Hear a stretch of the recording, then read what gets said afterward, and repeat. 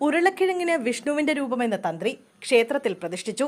ഒഴുകിയെത്തി ഭക്തർ. വിഷ്ണുവിന്റെ അവതാരങ്ങളുള്ള ഉരുളക്കിഴങ്ങിനെ ക്ഷേത്രത്തിൽ പ്രതിഷ്ഠിച്ചു. ഉത്തർപ്രദേശിലാണ് സംഭവം.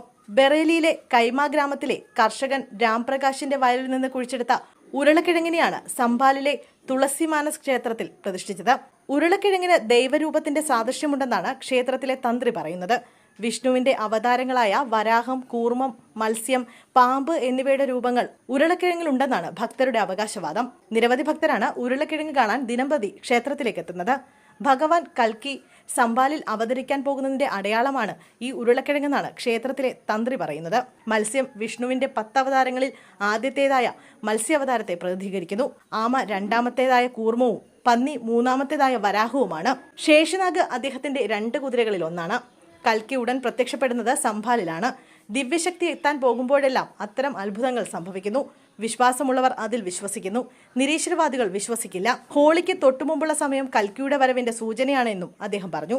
വയലിൽ വിളവെടുക്കുന്നതിനിടെയാണ് സാധാരണയിലും അധിക വലുപ്പവും രൂപവുമുള്ള ഉരുളക്കിഴങ്ങ് കർഷകനായ രാംപ്രകാശിന് ലഭിച്ചത്. ഈ ഉരുളക്കിഴങ്ങ് അദ്ദേഹം തുളസി മാനസ് ക്ഷേത്രത്തിലെത്തിക്കുകയും ക്ഷേത്രതന്ത്രി ശ്രീരാമ വിഗ്രഹത്തിനടുത്തായി പ്രതിഷ്ഠിക്കുകയുമായിരുന്നു.